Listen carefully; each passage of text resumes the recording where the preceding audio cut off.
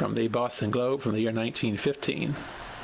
Duckpin bowling has now been standardized. For the first time in the history of bowling in the United States, a tournament is to be held in which the duckpin bowlers will compete under rules satisfactory to all, a compromise of those which have governed this style of bowling in various parts of the United States.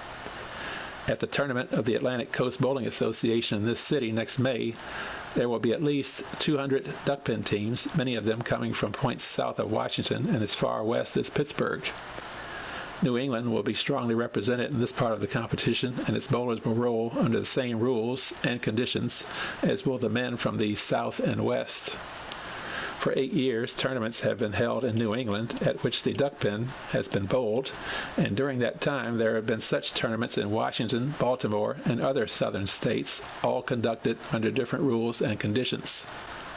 The trouble was that in New England, a 4.5-inch ball and a small duckpin is used, while in the rest of the United States, the pin is the larger one, better known as the Baltimore duck, and the ball used was never less than 5 inches in diameter and often 5.5 inches. About a week ago, at meetings in various parts of New England and in New York, Philadelphia, Washington, and Baltimore, an agreement was reached for a standardized pin, and from now on, starting with the May tournament of the Atlantic Coast Bowling Association, the duckpin game, wherever bowled, will be under a new set of rules and regulations which will enable a bowler from any section to compete anywhere else and find the game to which he is accustomed at home.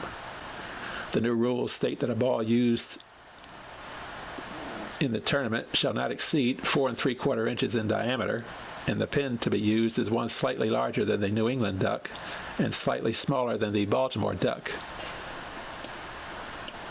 In order that the game shall be standardized and placed on a uniform basis, large manufacturers of bowling pins and balls have agreed from now on to furnish nothing but the standardized pins and balls. There is every indication that the duckpin teams at the Boston tournament will constitute 1/3 of the entire tournament, for a like number of candlepin teams, about 200, and as many 10-pin teams will be in action at the greatest tournament the East has ever seen. It is believed that at least $20,000 in prizes will be awarded. The entry fee for each event will be $5, and the events will be for individuals, 2-men and 5-men teams. Entry blanks will be out shortly and may be obtained by addressing the Secretary of the Atlantic Coast Bowling Association.